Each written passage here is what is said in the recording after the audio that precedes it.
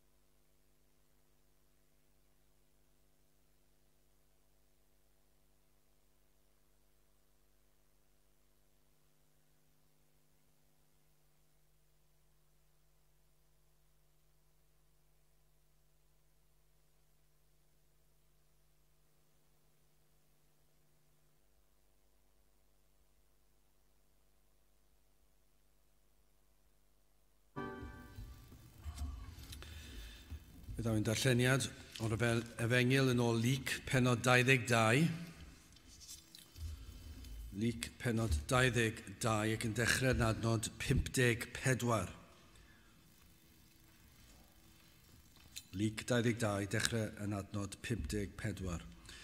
A hwy a'i daliasant ef, ac a'i harweiniasant, ac a'i dygasant I mewn I dir archoffeiriad, a ffeder ac yn lynodd o hirbell, ac wedi iddynt gynnau tân yng nghanol y neuad, a chyd eistedd ohonynt, eisteddodd Pedr ynta yn ei plith hwynt, a phan gan fi rhyw lances ef yn eistedd wrth y tân a dal sylw arno, hi ddywedodd yr oedd hwn hefyd gydag ef, ynta a'i gwadodd ef gan ddywedyd o wraig nid adwain I ef, ac ychydig wedi un arall a'i gwelodd ef ac y ddywedodd yr wyt tithau hefyd yn un ohonynt, a Ffeder a ddywedodd o ddyn nid ydwyf. Ac ar ôl megis ysbaid 1 awr, rhyw un arall adeirodd gan ddywedyd mewn gwirionedd yr oedd hwn hefyd gydag ef canis Galilead yw. A Ffeder a ddywedodd y dyn nis gwn beth yr wyt yn ei ddywedyd, ac yn y man, ac fe eto'n llefaru canodd y ceiliog, a'r arglwydd a drodd ac edrychodd ar Pedr, a Ffeder a gofiodd ymadrodd yr arglwydd fel y dywedasau fe wrtho cyn canio'r ceiliog y gwedi fi deir gwaith, a Ffeder a aeth allan ac a wylodd yn chwerw dost. A'r gwir, oedd yn dal yr Iesu a gwatwarasant ef gan ei daro, ac wedi iddynt guddio'i lygaid ef hwy a'i trawsant ef ar ei wyneb, ac ofynasant iddo gan ddywedyd, proffwyda, pwy yw'r hwn at drawodd di? A llawer o bethau eraill gan gablu a ddywedasant yn ei erbyn ef. A phan aeth hi yn ddydd, ymgynullodd henuriaid y bobl a'r archoffeiriaid a'r ysgrifenyddion ac a'i dygasant ef i'w cyngor hwynt, gan ddywedyd, ai ti yw Crist, dywed I ni. Ac fe ddywedodd wrthynt, os dyweda fi chwi, ni chredwch ddim. Ac os gyfynaf hefyd I chwi, ni'm hatebwch ac ni'm gollyngwch ymaith. Ar ôl hyn y bydd mab y dyn yn eistedd ar ddeheulaw gallu Duw. A hwy oll a ddywedasant, ai mab Duw gan hynny ydwy ti? Ac fe ddywedodd wrthynt, yr ydych chwi yn dywedyd fy mod. Hwythau ddywedasant, pa raid I ni mwyach wrth dystiolaeth, canis clywsom ein hunain o'i enau ef ei hun. Bydde bendith Duw ar ei air sanctaidd ef. Gadewch ni nawr droi at ein harglwydd mewn gweddi. I ni yn diolch I ti unwaith eto o Dduw am y fraint a'r cyfle o cael dod oedd gerbron o'r seddfainc yn gallu dod oedd flaen yn gwybod o Dduw yn methiannau a'n crwydro cyson. Ond eto o Dduw I ni yn gallu rhywsut ddod yn hyderus. I ni'n edrych ar ein bywydau, ar ein dymuniadau, ac I ni'n meddwl sut y mae'n bosib I rhai fel ni ddod yn hyderus gerbron o'r seddfainc. Ond o Dduw I ni'n gwybod y modd y mae yn bosib I ni ddod oedd flaen, gan ein bod yn dod trwy heiddiannau, trwy fywyd am arwolaeth ac atgyfodiad yr arglwydd Iesu Grist, trwy'r hyn oll yr wyt ti wedi ei ddarparu ni, trwy'r rhyfedd y cynllun yma gafodd ei drafod a'i drefnu cyn i'r byd cael ei lunio. I ni felly yn gallu dod ata ti oherwydd yr hyn oll a wnaeth dy fab trosom ni. Ac felly ni yn diolch I ti ein methiannau, ein crwydro, ein pechod, ein anghrediniaeth. O Dduw, ein anghrediniaeth cyn I ni ddod I gredu, ond rhaid I ni gyffesu hefyd ein anghrediniaeth wedi ni ddod I gredu, ein amheuon, ein crwydro cyson.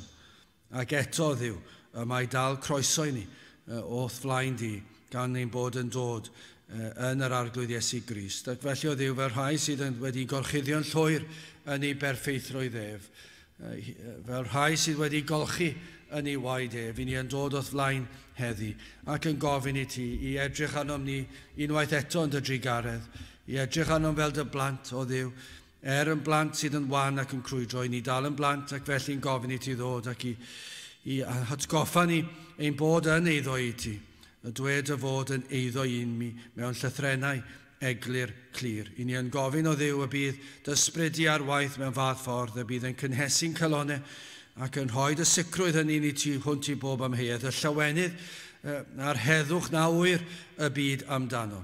Ac yn gofyn I ti o Dduw I weithio yn ein plith ni oll, I ni'n cyflwyno rhai sydd heb yr awydd hynny I cael perthynas â thi, heb yr awydd i gredu yn o ti ac i fyw i dy wasanaethu di. Ni'n gofyn y byddi di'n agor i llygaid mwyn iddynt weld ei hangen am waredwr. O ddiw mor styfnig i'w pechadur yn ei bechod. Mor aml yn gwrthod credu, i ni yn gofyn i ti a bydd ysbryd i yn peri bydd y ras yn anorchfygol, ac na fyddant yn gallu troi cefn mwyach.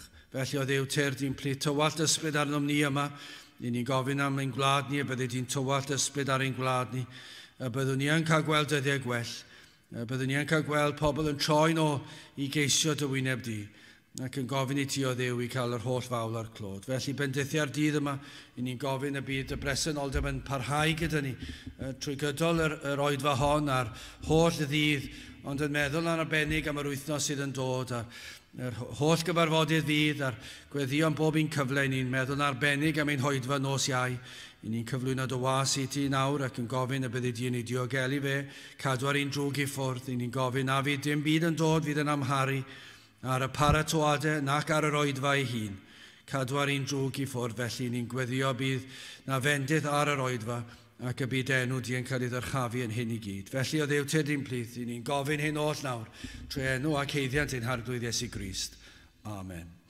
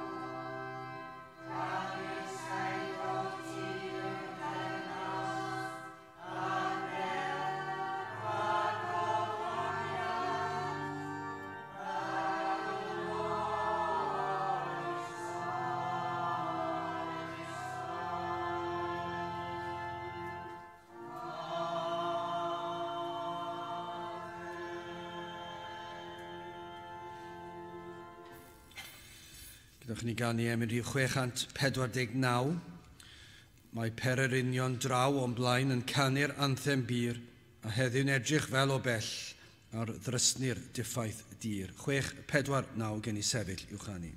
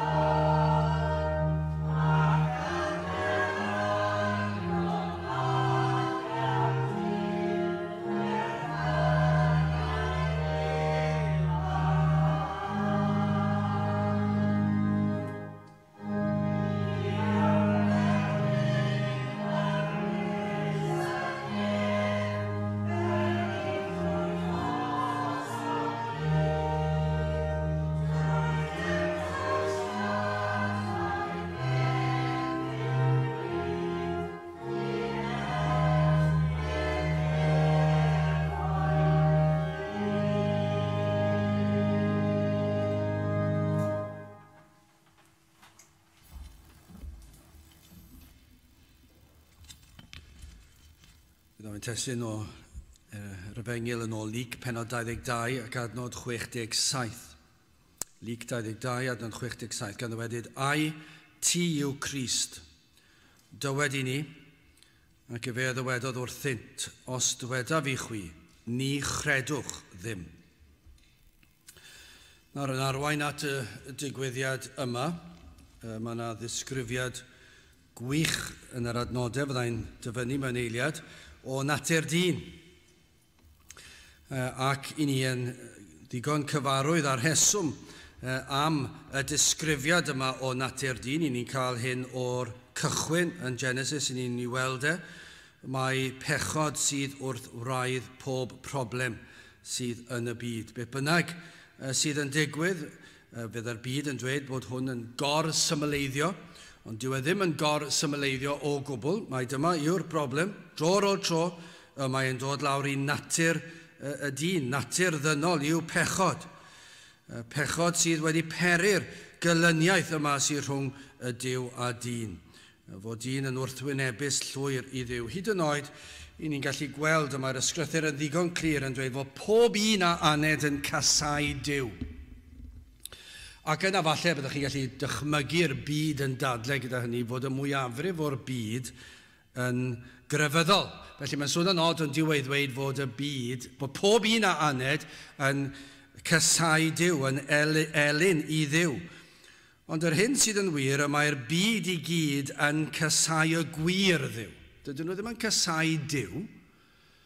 Maen nhw'n hoffi Duw, maen nhw'n caru Duw, cyn belled bod nhw'n gallu creu y Duw hwnnw. Cyn belled bod nhw'n gallu dod I fyny gyda'i Duw nhw, maen nhw'n unig garu fe, felly maen nhw wedi creu crefydd nhw. Ac os nad ydyn nhw'n hoffi'r crefydd, fel y mae yr arweinyddion y grefydd yn ei gyhoeddi, maen nhw'n newid ychydig bach I fel maen nhw'n hoffi fe. Ac felly maen nhw'n anwybyddu ambell I beth yn y cynychwynegu pethau eraill, ac yna'n dod I ryw fan lle maen nhw'n dweud, dwi'n gyffyrddus gyda'r Duw yma, ac maen nhw'n caru Duw. Ond, mae'r Beibl yn dweud dim ond un Duw sydd, ac mae'r hyn y mae'r Beibl yn ei ddweud yw fod pob un a aned yn casau y Duw hwnnw. Ac ni'n gwybod bod hwnna'n wir.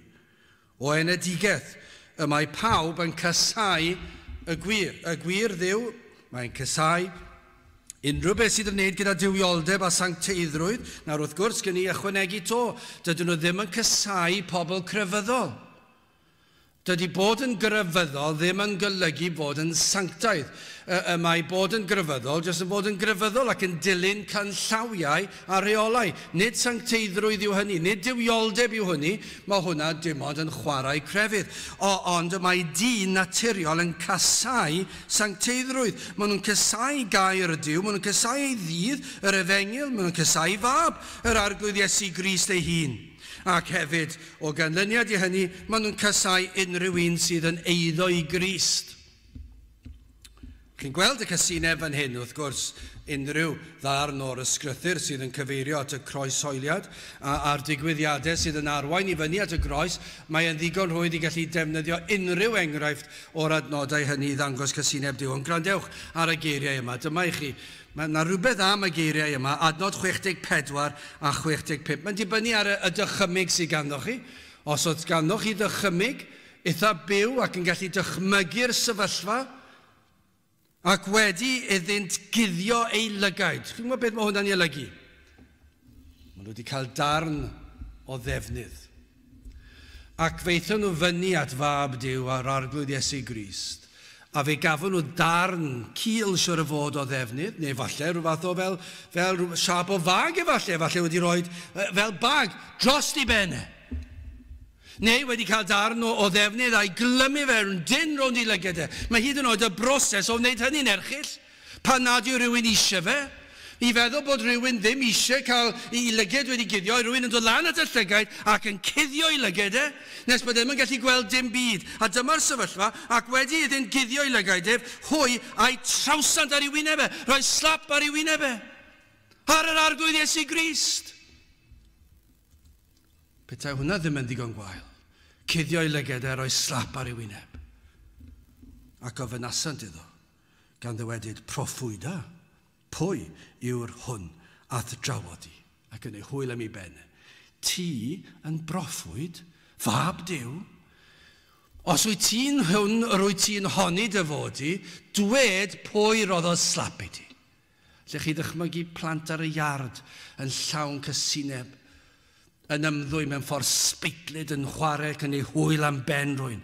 Ond i ni'n sôn am un oedd ar fi'n cael ei ladd, ac hwn oedd ddim wedi gwneud dim drwg i neb, a hwn oedd yn fab Duw ac wedi brofi fe, a dyma be maen nhw'n gwneud, yn rhoi gorchu dros ei lygaid a rhoi daro fer i wyneb, a dweud, pwy daro di? A petai hwnna ddim yn ddigon, oedd 65 a llawer o bethau eraill. Nawr, beth i chi, beth fydda'r pethau hynny? Gan gablu a ddywedasant yn ei erbyn ef. Mae'n erchyll ond yw e, ar lefel ddynol i gam drin y fath un a oedd yn llawn cariad a thrigaredd. Yn aml i chi'n, mae'n help efallai os ych chi'n gallu meddwl am rhywun, yn aml dwi'n dychmygu rhywun dwi wedi nabod, gallwch chi ddweud. Dychmygwch chi rhywun fel Dr Martin Lloyd Jones neu rhywun fel yna. Ar ôl fe bregethu neu ar ôl fe dangos cariad i rhywun, ar ôl ymweld â rhywun, mewn yr ysbyty neu rhywbeth felly. Ac yna'n dod ac yn dweud geiriau o gysur ac o caredigrwydd ac rhywun. A chi ddychmygu rhywun o'r stryd yn dod lan at fe, roi rhywbeth dros i lygaid e, a roi slap ar ei wyneb e, byddwch chi'n meddwl, hwnna'n erchyll. Pa hawl sydd â chi'n neud hwnna i un fel hwn, a mae hwnna'n ddyn. Ond yna, chi ddim yn sôn am ddyn fan hyn, chi'n sôn am fab Duw. Bod nhw wedi dod ac yn neud hwyl am ei bennau yn dweud, dwy ti ddim yn ddiw, dwy ti ddim yn fab i ddiw, dwy ti ddim un o'n broffwyd, ti ddim yn gallu dweud pwy roedd o slap i ti. A hwnna'n dwi'n bod yn un o lawer o bethau erchyll a wnaethon nhw. Dwyd J.C. Ryle, nid yw yn ormodol dweud petai'r anghredadyn yn cael ei ffordd yn llwyr, yn fuan iawn byddai'r byd dim ond ychydig gwell na giffern ei hun. Dwi ddim yn anodd i ni ddychmygu hynny nag yw. Darllenwch eich papurau newydd, edrychwch chi ar eich rhaglenni newyddion, gwrandewch ar y newyddion, edrychwch yn ystrydoedd ym mhob man, edrychwch ar y cartrefi ar hyd a lled ein byd ni. Petai modd tynnu'r to oddi ar y cartrefi chi'n meddwl byddai'n llawn trais a chi'n gwybod bod y bobl yna mynd i fod yn bobl sydd yn hoffi ymladd a rhegi ac yn gas i'w gilydd ac yn dwyn. Byddwch chi'n meddwl, byddwch chi'n meddwl reina yw'r pobl amlwg. Ond codwch chi y to i'ch ben y cartrefi sydd yn llawer fwy crand. A be fyddwch chi'n ffeindio?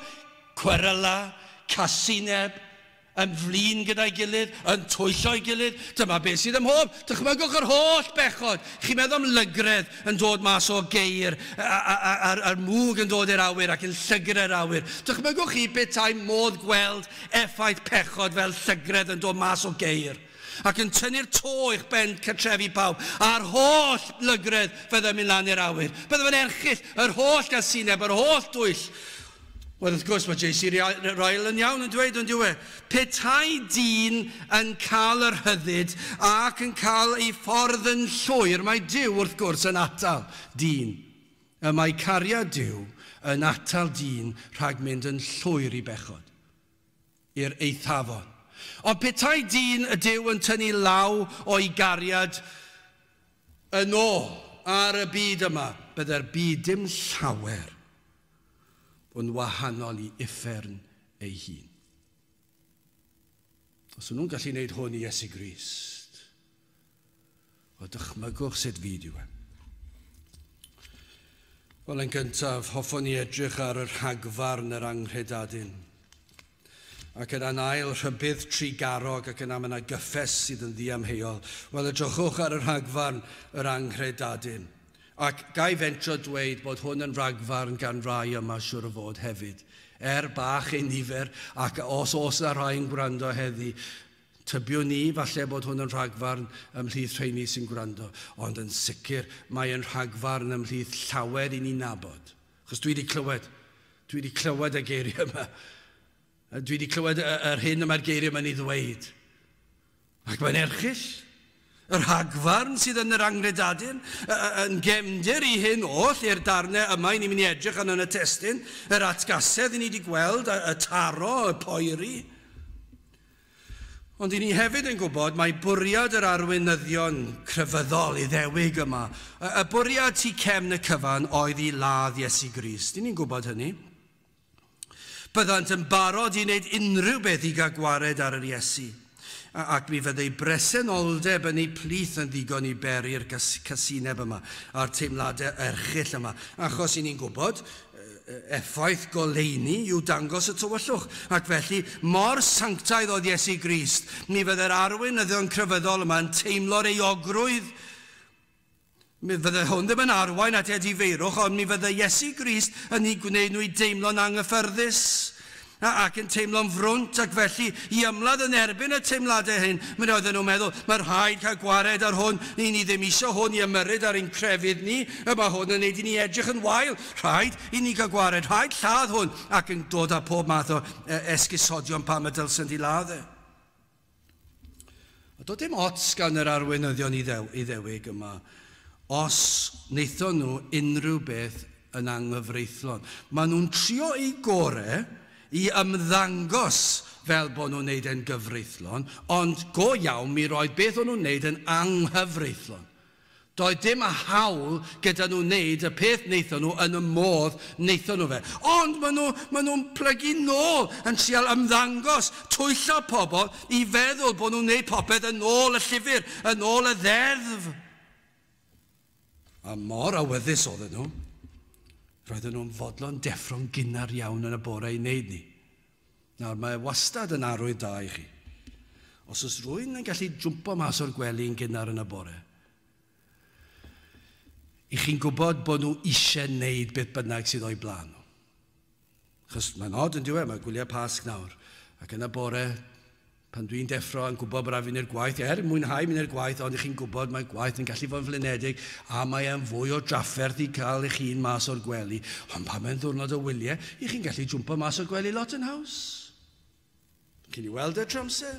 Os oes rhywbeth special ar y dydd hwnnw, chi'n gwybod, os oes rhaid i rwy'n deithio fynd i weld i tîm yn chwarae gêm, a mae taith bell da nhw. Maen nhw'n lan 2-3 awr cyn bod eisiau codi, a maen nhw'n barod, wedi llnau danedd, wedi molchi, wedi gwisgo. Maen nhw yn y car awr cyn bod angen nhw'n fynd. Maen nhw off ar eu taith. Maen nhw'n barod. Ond ewch chi yn nhw i'r gwaith neu'r capel. I ni'n gweld hynny'n dydyn. Wrth fagu plant, i ni'n gallu gweld mor anodd yw cael plant mas o'r gwely pan yn anghredinwyr i ddod i'r capel yn y bore. Ond os oes gêm lan ar dydd Sadwrn, dim trafferth yn y byd i gael nhw ddeffro yn y bore. Edrychwch, doedd yr arweinyddion crefyddol Iddewig ddim gwahanol i neb arall, adnod 66. A phan aeth hi yn ddydd.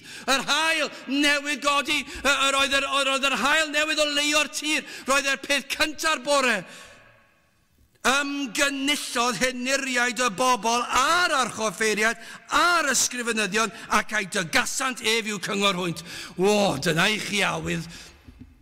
Nhw lan yn barod, gyda'r adar yn canu yn y bore. Roedd ganddyn nhw rhywbeth o'n nhw eisiau gwneud. I ni eisiau lladd hwn cyn gyntedd a phosib. Tybio ni bod nhw ddim wedi cysgu lot yn noson honno. Roedden nhw'n barod i'w gael. Chos os oes rhywun yn deffro'n gynnar iawn yn y bore, mae'n arwydd fel arfer. Dwi eisiau wneud hyn. Dwi'n mwynhau wneud hwn, ac roedden nhw gyda cymhelliad doedd. Mor awyddus i gondemnio'r Iesu. Yr oedden nhw wedi ceisio trefnu i dystio yn ei erbyn e. Na dyma i chi, roedden nhw, chi'n meddwl, mae pobl yn dweud, pobl di wneud i gwaith catre, pobl di paratoi ar gyfer rhywbeth. Ac os ych chi eisiau gwneud rhywbeth yn dda, mae rhaid chi baratoi, mae rhaid chi wneud y gwaith catre. Mae rhaid i chi edrych mewn i darllen lan am y peth. A dyna beth nath yr arweinyddion crefyddol. Fe wnaethon nhw i gwaith catre. Fe eithon nhw o gwmpas bob man yn trial dal yr Iesu allan. Ond methu wneud hynny. Nes yn y diwedd, be wnaethon nhw? Fe wnaethon nhw fynd i fyny at bobl a trial perswadio pobl i ddweud celwydd am yr Iesu. Ond grandewch ar be mae Marc yn dweud am yr adnod yma. Marc 14, adnod 55 ymlaen. A'r archoffeiriaid a'r holl gyngor a geisiasant dystiolaeth yn erbyn yr Iesu. I'w roi ef i'w farwolaeth, a sylwch ar y geiriau yma, ac ni chawsant, methon nhw. Doedd e ddim yn bosib. Canis, llawer a ddygasant gai dystiolaeth yn ei erbyn ef, eithir nid oedd ei tystiolaethau hwy yn gyson. Mae'n anhygoel. Doedd yr un ddim yn dweud yr un peth ar llall. Doedd ddim yn gyson o'r problem dyn nhw. Dim bod fi'n teimlo drostyn nhw, ond maen nhw mewn picil yn dyn nhw. Maen nhw'n ei gesau ei gymaint. Maen nhw wedi trio i ddal mas, maen nhw wedi methu. Nawr maen nhw'n trio gweld am gai dystion, ond dyw ei straeon nhw ddim yn cyd-fynd. I ni'n gyfarwydd yna, dydyn ni. I ni'n gwybod fel am yr heddlu'n gweithio. Maen nhw'n mynd o gwmpas yn cael tystion i ddweud sut mae rhywbeth i digwydd. Ac yn aml iawn, os maen nhw wedi dal y person ac yn gallu dweud, dyw'r stori di ddim yn cyd-fynd â stori hwn. Ac felly maen nhw'n dweud rhywbeth wrthon ni. Ti ddim yn dweud y gwir. A dyma beth oedd yn digwydd fan hyn. Doedden nhw ddim yn gyson. Adnod 57. A'r rhai a gofodasant ac oedd y gasant gam dystiolaeth yn ei erbyn gan ddywedyd, ni a'i clywsom ef yn dywedyd, mi oedd yn istriaf y deml hon o waith dwylo, ac mewn tridiau yr adeiladaf arall heb fod o waith llaw. Ond dyma'r adnod 59. Ac eto, nid oedd ei tystiolaeth hwy felly yn gyson. Wel, dyna broblem. Doedden nhw ddim yn cyd-fynd. Ac mi roedd yn siom i'r arweinyddion crefyddol. Sawl arweinydd crefyddol dros y canrifoedd, ond hyd yn oed yn ystod y ganrif diwetha, sydd wedi cael eu pwyllgorau mwyn cau cegau pregethwyr yr Efengyl. Ac wedi methu. Ac wedyn dweud celwydd. O, dyma chi farn. Mi bydd yna farn ar ein gwlad ni os fydd yna unrhyw wlad yn y byd fydd yn cael ei farnu am yr un pechod a wnaeth yr Iddewon. Cau cegau pregethwyr yr Efengyl. Trwy dwyll a chelwydd. Sybrydion. Pidwch gwrando arnyn nhw. Ond dyma'r broblem. Mi roedd rhain yr arweinyddion crefyddol. Dyma'r hanes ein gwlad ni. Dyma'r broblem. Dyma'r frwydr yr Efengyl. Pobl yn gweld yr Efengyl yn pregethu, ddim yn hoffi hwnna, dydyn ni ddim yn dilyn y ffordd yna ac yn dweud pob math o bethau. Mae'r rhaid i ni gau cegau'r rhain. Rhaid i ni'r hwystro nhw. Dyma beth yw'r hanes y byd. Dyma beth yw'r wrthwraidd y broblem. Pobl yn casau Duw ac yn casau Crist. Newn nhw unrhyw beth i dywelu. Pregethwyr yr Efengyl, fe wnaethon nhw'r un peth am mab Duw ei hun. Fe wnaethon nhw trial i dywelu fe a cau ei gegau a trial i ladd trwy dod â cau dystion. Ond oedd y problem dyn nhw, doedden nhw ddim yn gallu cael y cau dystion i gyd fynd gyda'i gilydd. Hwna'r problem. Ond dwi'n mynd teimlo'n sori dros nhw. Ond maen nhw mewn picil. Ac felly ar ôl yr holl gynllwyno, doedd dim dewis gan yr arweinyddion yma. Roedd rhaid yn nhw feddwl am ffordd arall yn gloi. Rhaid lladd yr Iesu, cymaint i gysineb. Ac felly maen nhw'n dod lan da'r cwestiwn yma, adnod 67, gan ddywedyd, ai ti yw Crist? Dywed i ni. Maen nhw'n meddwl, falle bod nhw'n meddwl fel un, dw hwn ddim yn mynd i weithio, ond newn ni drial Falle fel yma nhw'n meddwl, dwi'n yn gwybod. Beth am un syth i'r pwynt. Gydewch ni drio fe. I ni really mewn problem, mewn picil fan hyn. Ni angen mae'r rhaid i ni ladd hwn. Beth am i ni ofyn iddo fe? Ni di trio cael pobl i ddweud celwydd amdano fan, dwi'n ddim yn cyd-fynd. Mi roedd yna elfen o banig siwr o fod tybio ni yn y cwestiwn. Felly beth am un syth at y pwynt? Beth am ei ddenu i ddweud yr hyn fydd yn ei gondemnio ei hunan? Ond beth ydyn nhw ddim yn sylweddoli ddechrau gyda, fod Iesu Grist yn gwybod beth oedd yn ei cylonau nhw. Fod Iesu Grist yn gwybod yr hyn oedd cymhelliad pob gweithred, pob cwestiwn. Ac felly atebodd Iesu Grist ac fe ddywedodd wrthyd, os dyweda fi chwi, ni chredwch ddim. Nawr, mae'n gwybod. Mae mor wir. Doedd dim bwriad credu yr hyn a ddywedodd yr Iesu. Maen nhw'n gofyn ai ti yw Crist. A petai'r Iesu yn dweud mai fe oedd y Crist, y Meseia, mab Duw, ac wedi profi hynny, ac ni'n gwybod, yr oedd yn barod wedi profi hynny, dro ar ôl tro. Fe gyflawniwyd y proffwydolaethau yr Hen Testament amdano yn ei enedigedd wirthiol. Dyw e ddim yn bosib i'r Iesu fod yn unrhyw un arall, ond y Meseia, y Crist. Mae'r holl dystiolaeth yno. Doedd dim angen iddyn nhw ofyn, mi roedd yn amlwg hwn yw Crist. Yr wyf wedi cyflawni'r proffwydolaethau am fy ngenedigaeth, yn ei weithredoedd gwirthiol dwyfol, yr oedd wedi profi mai fe oedd y Crist. Felly petai'n dweud wrthynt mai ef oedd mab Duw, fyddan nhw ddim yn ei gredu, achos doedden nhw ddim yn bwriadu credu. Doedden nhw ddim eisiau credu. Mae'n dweud yn Iadno 68. Ac os gyfynaf hefyd i chwi, nim hatebwch ac nim gollyngwch ymaith. Mae'n gwybod, does dim bwriad, does dim awydd am y gwirionedd. A mae hyn dal yr un mor berthnasol ond yw e. Mae yna rai o'n plith ni'n gwybod y ffeithiau i gyd. Hyd yn oed yn gallu dweud ei bod yn gwybod mae'r gwirionedd yw e. Ond cymaint yw gafael pechod ar enaid dyn, nid yw dyn am ildio. Yr holl brawf diamheuol, mae dyn dal yn gwrthod. Petawn ni'n cael yr holl wyddonwyr Cristnogol goreion y byd yn dod yma. Y rhai sydd wedi credu, ond maen nhw'n wyddonwyr, ac maen nhw'n ar top i maes nhw. Y rhai gyda'r gallu mwyaf anhygol, a'r gallu nid yn unig i wybod pethau, ond i'n gwybod sut i drosglwyddo fe. Dychmygwch petawn ni'n cael rhes o wyddonwyr fan hyn. Pobl sy'n credu yn y greadigaeth. Ac dyma beth sy'n eisiau, dyma beth sy'n mynd i ddiwygio'r byd. Cynnal wythnos oed fawn, gwyddonwyr gorau'r byd sydd yn Gristnogion, i brofi i bobl pa mor ffôl yw credu mewn esblygiad, a pa mor wir yw'r greadigaeth, a beth chi'n cael yr holl ddadleuon, a cael nhw gyd fan hyn, a cael pob un i ddod mewn i trafod, a maen nhw'n gallu ateb nhw i'r dim yn wych. Ydych chi'n credu fydd pobl yn credu? I ddweud y gwir i chi, dim lot o ots os na nhw'n credu. Achos maen nhw dal yn golledig. Felly, yr unig gwahaniaeth fydd, fydden nhw'n credu bod Duw wedi creu y byd, neu fydden nhw'n credu bod ni wedi dod o fwnci. A bod yna ffrwydriad mawr wedi digwydd, a wedi rhywsyd yn rhyfeddol creu byd mor rhyfeddol â hon. Felly, maen nhw'n mynd i credu'r ddamcaniaeth ffôl honno, neu maen nhw'n mynd i credu bod Duw wedi creu y byd. Ond mae'r ddoi yn yr un cwch, mae'r ddau yn golledig. Dwi'n mynd i dim gwahaniaeth. Beth maen nhw'n ei gredu yn ei pen nhw? Ond yr hyn i ni'n gwybod yw hwn, dydyn nhw ddim eisiau credu yng Nghrist. Dydyn nhw ddim eisiau credu.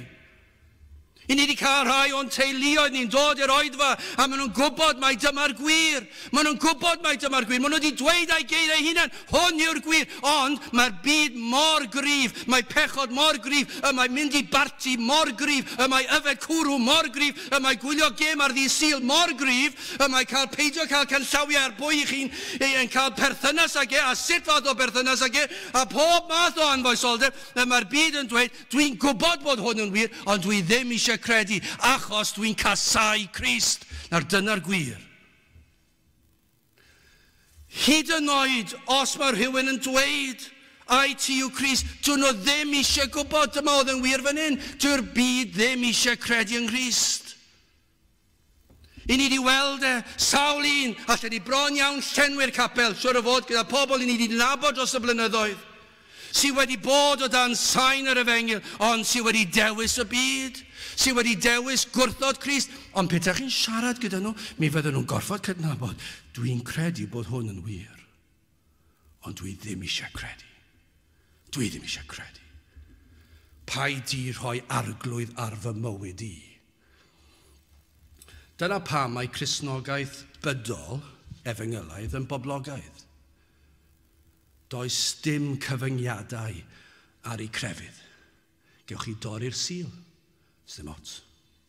Gewch chi yfed be chi moyn, sdim ots. Gewch chi gyd fyw, sdim ots. Gewch chi neud be bynnag chi moyn, sdim rhaid chi ddarllen y Beibl bob dydd, sdim ots. Sdim eisiau bod yn sanctaidd, sdim ots. Sdim eisiau bod wedi ymwahanio'r byd. Dim ond bod chi'n neis ac yn garedig ac yn dweud bod chi'n credu yn Grist. Ewch i'r nefoedd. Ac yna pan chi'n pregethu'r efengil i'r rheini, dyn nhw ddim yn licio chi. Pam? Achos maen nhw'n elynion i'r gwirionedd. Dyna beth sydd wrth raidd fan hyn. Dyn nhw ddim eisiau'r ateb. Does dim bwriad credu. Dyna'r broblem. Mae dyn yn casau sancteiddrwydd. Yr oedd rhagfarn yr Iddewon, yr un rhagfarn a dyn heddi. Does dim gwahaniaeth agos. Ewch i'r Hen Testament. I ni'n darllen am ddyn yn yr Hen Testament. Does dim gwahaniaeth yn yr Hen Testament i'r Testament Newydd. Ewch i'r Eglwys Fore.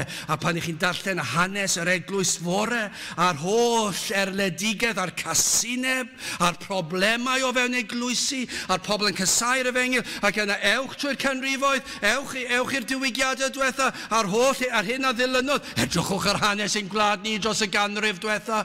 A beth yw e? Mae yno drwyddi draw, mae yno yn y Beibl, mae dyn yn casau Crist. A'r gwirionedd, maen nhw'n dwlu ar grefydd, mae'r byd yma yn grefyddol tu hwnt, ond yn casau Crist. O'r fath rhagfarn. Gydewch ni symud ymlaen yn gloi, rhybydd trigarog. Edrychwch ar adnod 69. Dyma i chi rybydd. Dyma i chi drigaredd. Yng nghanol hyn i gyd, ar ôl hyn y bydd mab y dyn yn eistedd ar ddeheulaw gallu Duw. Y mae Crist fel petai yn rhoi un cyfle bach arall i'r arweinwyr crefyddol. Stopiwch eich crefydd gwirion chi. Stopiwch chwarae gyda Duw. Y mae'r enau tragwyddol yn y fantol fan hyn. Mae ble chi'n mynd i dreulio tragwyddoldeb. A mae fel petai nghanol yr holl casineb. Mae'n newydd cael gorchu dros ei wyneb, slap ar ei wyneb. Maen nhw wedi boeri arno fe, a'i gablu fe, a'i gasau e, ac yna'n trial i dwyllo fe. A mae Iesu Grist yn gwybod beth oedden ni calonau nhw ar holl casineb. Ac yna mae'n ymestyn allan atyn nhw. Ar ôl hyn, dyma beth sy'n mynd i ddigwydd. Y bydd mab y dyn yn eistedd ar ddeheulaw gallu Duw. Mewn ffordd arall, mae'n ateb be mae'n mynd i ddweud mewn chydig o adnodau, mae'n dweud fi yw Crist. Ond mae'n arwain i fyny at hynny. Ac wrth herio anghrediniaeth ar rhagfarn yr Iddewon, ac wrth gyhoeddi'r hyn oedd yn wir amdanyn nhw, nad oeddent am y gwirionedd ond am ei gael i wneud cyffes byddai'n caniatáu iddynt ei ladd, yna be maen nhw eisiau. Dwed mai ti yw Crist mwyn i ni dy ladd ni, achos cabledd yw honni dy fod i'n dduw. Ac fe rhaid i ni dy ladd ni, just dwed e. Mae lot yn haws, dwed e. Ac felly wrth i Grist sefyll i fyny i'r rhain, fe ategodd yr hyn a ddywedwyd blynyddoedd ynghynt. Y salmydd, Salm 110. Mae'n anhygol. Blynyddoedd ynghynt. Fe ddwedodd y salmydd yn yr adnod gyntaf o Salm 110. Dywedodd yr arglwydd wrth fy arglwydd, eistedd ar fy neheulaw, hyd o'n i ysodwyf dylynion yn faincydd draed. Mae fel bethau'n ategu proffwydoliaeth. Dyma beth sy'n mynd i ddigwydd. Fe fydda i fyny yn y nefoedd, ac fe fydda i'n farnwr. Daniel 7. Byddai'r Iddewon crefyddol yma, yr arweinyddion, yn gyfarwydd ar geiriau yma. Roedden nhw'n gwybod i Hen Testament. A pan glywon nhw'r Iesu'n dweud y gair nath e ddweud, mi roedden nhw'n gwybod yr oedd yn dyfynnu Daniel ar Salm. Daniel 7:13 ymlaen. Mi a welwn mewn gweledigaeth nos a gwele megis mab y dyn, oedd yn dyfod gyda chymylau y nefoedd ac at yr hen ddihenydd y daeth a hwyau dygasant ger ei fronif ac efe aroddes iddo lywodraeth ac agoniant a brenhiniaeth fel y byddai'r holl bobloedd cenhedloedd a ieithoedd ei wasanaethu ef ei lywodraeth sydd lywodraeth dragwyddol yr hon nid a ymaith a'i frenhiniaeth ni ddifethyr. Felly mae Iesu Grist yn dweud, ar ôl hyn bydd mab y dyn yn eistedd ar ddeheulaw gallu Duw.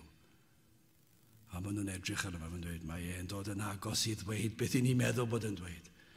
I ni bron a'i gael e. Ond dyn nhw'n sylweddoli fod Iesu Grist yn ymestyn allan ei law. Mae'n rhoi cyfle olaf i rhain edifyrhau. Dyna her gafodd yr Iddewon gan yr Iesu. Mae'n rhoi achos arall iddy'n feddwl ei fod yn honni dwy foldeb, yn sicr mae'n neud hynny. Ac eto, doedden nhw ddim yn poeni os mai hwn oedd y Crist. Un peth oedd ar ei meddyliau, dwed mai Crist wyt ti. Sdim ots gyda nhw os mai Crist oedd e. Doedden nhw ddim eisiau gwybod y ffeithiau.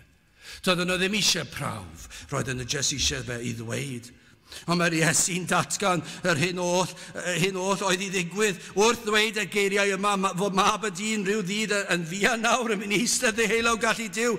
Mae e'n proffwydo yr hyn a ddath i'w wneud. Fe proffwydodd cyn iddo fe fynd lan i'r nefoedd.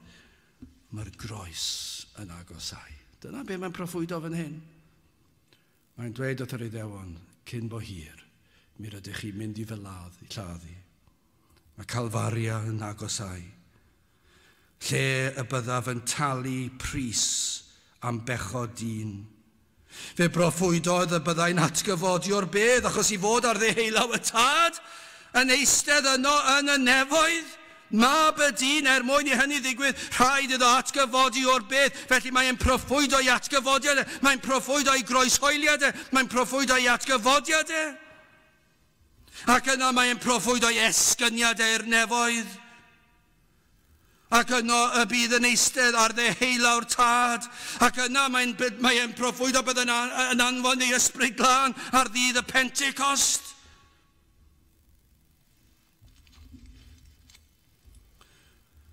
Ond yn y proffwydoliaeth yma, mae yna rybydd, ceir trigaredd, rybydd wastad yn mynd llaw yn llaw gyda trigaredd o'n diwedd. Pan mae rhywun yn rhybuddio chi, maen nhw'n bod yn garedig iawn i chi. Os oes rhywun yn rhoi rhybydd i chi cyn i chi wneud rhywbeth, yna cymerwch e fel arwydd o gariad, achos maen nhw'n rhwystro chi rhag cael eich brifo. A dyma be mae Iesu Grist yn efo hyn. Mae'r hybydd, mae'r proffwydoliaeth fod yr Iesu a'r fi'n yn mynd i fynd i'r cymylau ac fe fydd e yn y nefoedd, fydd e ar ddehelaw y tad a fe fydd mab y dyn, ond mae yna rybydd fan hyn. Mae'r holl bethau oedd i ddigwydd yn mynd i ddigwydd, ond fe fydd e yno mewn safle o lywodraeth ac o farnedigaeth. O, Iddewon, mae e fel petai yn dweud, credwch tra bod cyfle edifarhewch cyn ei fod yn rhy hwyr, y mae'r dydd yn agosau. Pan byddaf yn eich gadael, ac yna fe ddof yn ôl, ond erbyn hynny fe fydd yn rhy hwyr. O, na fyddech yn ystyried eich ffyrdd, eich cymhellion. O, na fyddech yn ystyried eich rhagfarn. Mae'r holl brawf o flaen eich llygaid. Ond yr ydych yn gwrthod credu. Y prawf sicr, nid ydych am gredu. Nid ydych am ymateb i'r efengil, i'r gwirionedd. Fe fyddwch chi yn gorfod sefyll o fy mlaen rhyw ddydd. Dyna be mae'n dweud fan hyn wrth yr arweinydd. Yn yr archoffeiriaid a'r ysgrifenyddion. Y pobl ucha, fwyaf crefyddol, mawr eu parch. Mae'n dweud, mae yna ddydd yn dod lle fyddwch chi fel unigolion yn sefyll o fy mlaen i. Ac fe fydda i yn eich barnu chi, fel i chi nawr yn fy marnu fi. A dim dim ond hynny, chi yn fy marnu i yn anghyfreithlon hefyd, heb gyfiawnder, ac dim un owns o degwch. Ond maes o law, fe fydda i yn eich barnu chi, ac felly wrth roi'r fath rybydd, yma na drigaredd yma'n does. Ymatebwch yn y ffordd gywir. O, na fyddech chi'n ymateb. O, na fyddech chi'n cymryd gafael ar Grist, tra bod cyfle. Yng nghanol yr holl gasineb, y mae cariad a thrigaredd Crist yn rhoi y rhybydd iddyn nhw. Ond mae rhybydd wastad yn mynd gyda llaw yn llaw, lle chi dweud, y mae rhoi cyfle iddyn nhw. Wel, i orffen yn sydyn, yn drydydd yr cyffes yma. Y cyffes ddiamheol adnod 70. A hwy a oll, dyma'r effaith. Nag yw hwn yn dangos i chi. Beth y mae dyn fel. Nag yw yn dangos i chi be mae oedfa fel. Chi wedi bod mewn oedfa lle chi'n teimlo fod presenoldeb yr arglwydd yn agos ac mae'r efengil wedi cael ei ffrigethu'n glir a chi'n teimlo fod yr ysbryd glân ar waith ac mae yna dywelwch yna ac chi'n gweld pobl sydd dal heb gredu ac chi'n gweld nhw yno ac chi'n meddwl rhaid iddyn nhw gredu a be maen nhw'n neud ar ddiwedd yr oedfa? Codi lan cario ymlaen. Ond dyna beth sydd fan hyn adnod 70, hwy oll a ddywedasant. Ai, mab Duw gan hynny ydw ti? O, maen nhw dal eisiau ddale. Maen nhw wedi cael yr hybydd. Maen nhw dal eisiau dwed pwy mae ti, dwed dy fod ti'n credu bod ti'n ddiw a wedyn allwn ni dy ladd di. A maen nhw dal i feddwl mae'r rhagfarn gymaint, mae gafael y byd gymaint, mae di dallun o'r gwirionedd, mae'r gwirionedd o'i flaen nhw, ond mae di dallun o cymaint, maen nhw dal eisiau ddale. Allwch chi ddychmygu'r cyffro'r Iesu wedi rhoi iddynt yr hyn o gobeithiant byddai'n ei ddweud, maen nhw'n agosau eto, mae wedi rhoi sawl arwydd fod e'n mynd i ddweud, mae e wedi dweud yn barod, ond nawr maen nhw eisiau fe'n gwbl glir. Roedd yr Iddewon yn gwybod, os yw Iesu Grist yn dyfynnu Daniel, a mae Daniel yn gwybod wedi defnyddio mab y dyn, ac roedd yr Iddewon yn gwybod pan oedd Daniel yn dyfynnu mab y dyn, roedd e'n golygu mab Duw. Na, felly maen nhw'n meddwl, ni'n agos nawr. Mae e wedi dweud e nawr, ond ni eisiau mwy. Ni eisiau gwneud yn siŵr. Nawr roedd y cyfle i'w gondemnio unwaith ac yn byth ac yn gofyn, ai mab Duw gan hynny ydw ti? O, mae e fel, chi gallu dychmygu fe, o fewn yr eiliad honno, y byddai'r Iesu fel pysgodyn yn cael ei ddenu gan yr abwyd. Dyna fel maen nhw'n meddwl. Chi'n dychmygu pysgotwr yn rhoi ar y bachyn yr abwydyn bach. Ar y bachyn, taflu fe mewn i'r afon. Mae'r pysgodyn yn dod yn cael ei ddenu, chi'n chwarae gwmpas gyda'r abwyd, tynnu fe fan hyn fan draw ac mae'n meddwl, o, mae yna fwyd fan hyn, a mae'r pysgodyn yn dod ac yn cael ei ddenu, ddim yn sylweddoli, mae bachyn sy'n yna, ac mae'r pysgodyn yn bachu arno fe ac yn cael ei ddal. A dyna fel, maen nhw'n meddwl, maen nhw wedi bod fel pysgotwr yn ceisio denu, twyllo'r Iesu i ddweud beth oedd e'n mynd i ddweud, ac yna maen nhw'n meddwl, roedd y cyffro nawr, allwch chi ddychmygu calone'r arweinyddion i ddewig, i ni wedi gael e nawr, i ni bron a'i ddale, mae e'n mynd i ddweud e, mae wedi rhoi gymaint o bethau i ni i feddwl bod e'n mynd i ddweud. Y fath gasineb, y fath dywyllwch. Dyma pam dath Iesu Grist i'r byd i farw, ac felly atebodd e hwy, ac fe ddywedodd wrthynt. Mae'n ateb nhw. Yr ydych chwi yn dywedyd fy mod, ac dyna i chi ble mae'n dweud e. Nawr, yn eu haith nhw, yn eu dywediad nhw, mae hwn yn cael ei gyfieithu siwr o fod yn well trwy ddweud, dyna pwy ydw i, ie, mab Duw. Dyna beth mae'r cyfieithiad yn ei olygu. Maen nhw'n ei ofyn fel, ai ti yw mab Duw? A mae Iesu Grist yn dweud, ie, dyna pwy ydw i.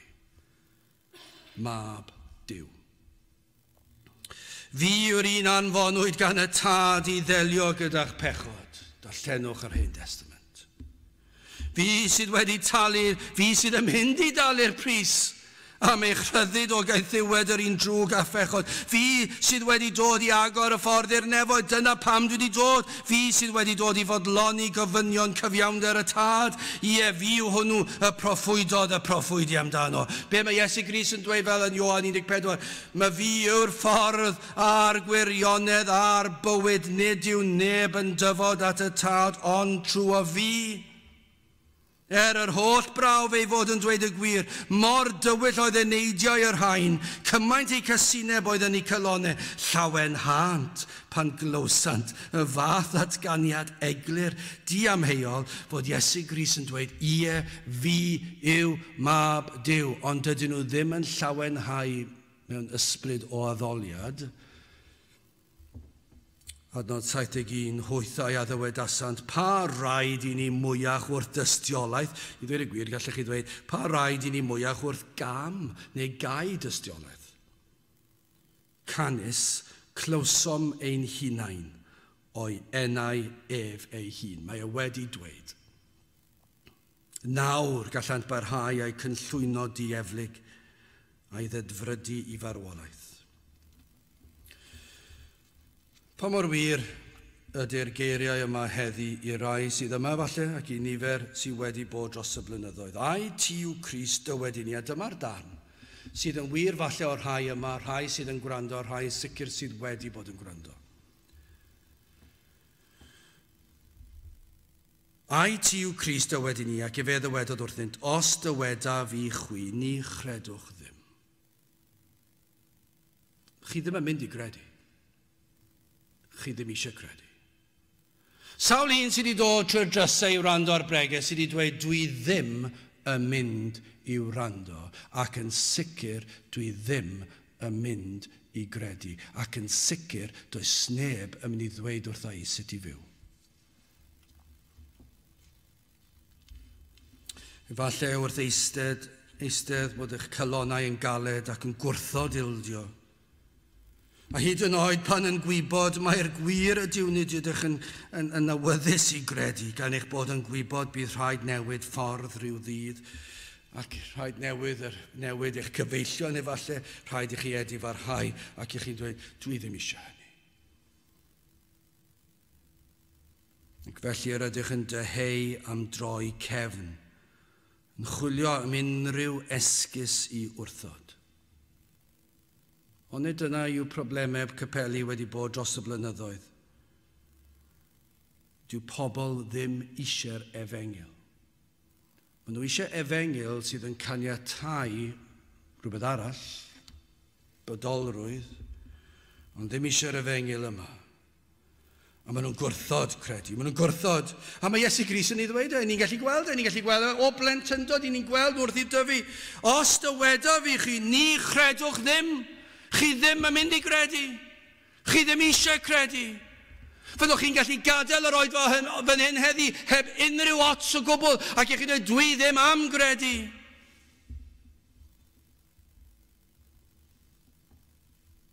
Mae'n dod i'r pwynt i rai, dydyn nhw ddim eisiau bod yng nghwmni'r saint hyd yn oed. Mae yn ei hatgoffa o'r gwirionedd, ac felly eich cyflwr triennus chi. Ond ydyw yn wir, yma yna rhai sydd yn gwybod mai dyma'r gwir, dydyn nhw ddim yn licio bod yng nghwmni'r saint. Hyd yn oed os yw'r saint ddim yn dweud yn byd. Mae presenoldeb nhw wneud iddyn nhw deimlo'n eog. Ond i orffen mae'n obaith. Ond nid oes na obaith yn y ffaith Iesu Grist rybuddio'r Iddewon. Trwy broffwydo y byddai maes o law yn eistedd ar ddeheulawr tad.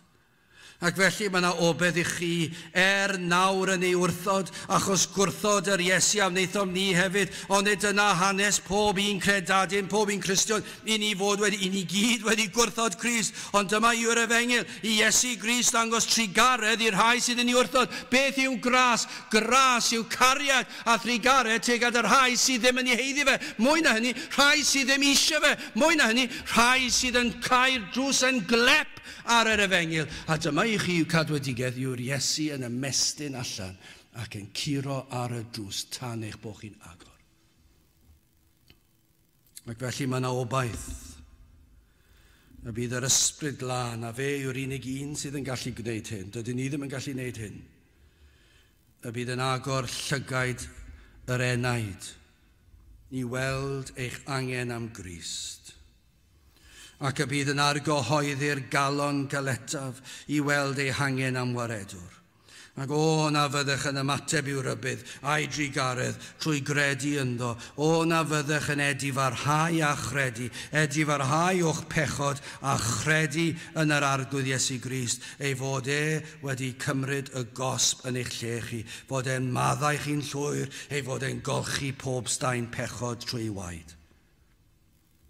Na'r unig beth sydd angen i wneud yw ddod a droed y groes. Yn waglaw a chyffesu eich gwendid. Ac yna fydd y ffynon o waed yr arglwydd Iesu yn eich golchi'n wynach na'r eira. Tybed a oedd na'r rhai o'r Iddewon a gafodd yr hybydd wedi dod i gredu, wel cawn nhw bod rhyw ddydd. Ond falle hyd yn oed heddi, trwy ras, y bydd yr ysbryd yn peri, y bydd rhagfarn rhai, y bydd na dorri trwodd. Achos yr hyn sydd yn wir o dyn naturiol, os dyweda fi chwi, ni chredwch ddim. Ond dyna, os yw'r ysbryd glân yn gweithio, does dim dewis gyda chi, ond credu.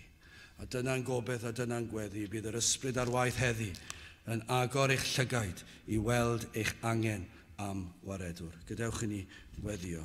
O Dduw, i ni yn diolch am yr efengil sanctaidd. I ni'n diolch am y cyfnod yma o gofio am farwolaeth yr arglwydd Iesu Grist a'i atgyfodiad hefyd, ac i ni yn gofyn y byddi di yn peri fydd yr ysbryd ar waith yn gweithio ar rhagfarn pechadurus eneidiau colledig ac yn peri iddynt ddod i weld rhyfeddodau'r efengil.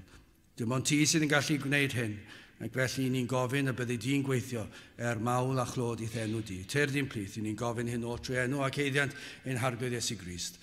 Amen. Gydwch ni orffen trwy ganu'r emyn rhif 47, llais hyfryd rhad ras sy'n gweiddi dihangfa yng nghlwyfau mab Duw bechadur mae'n noddfa, i olchi a flendid a phechod yn hollol, fe redodd ei waed yn ffrydiau iachusol. 47 gen i sefyll i'w chanu.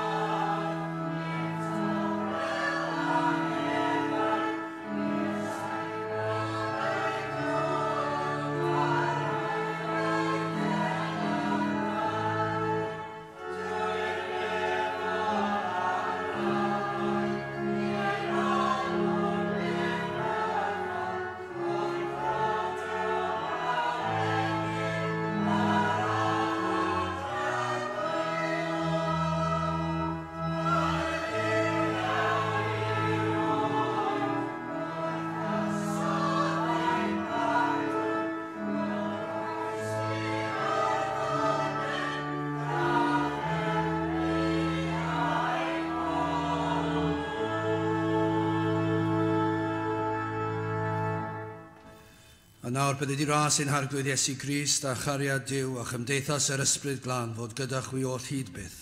Amen.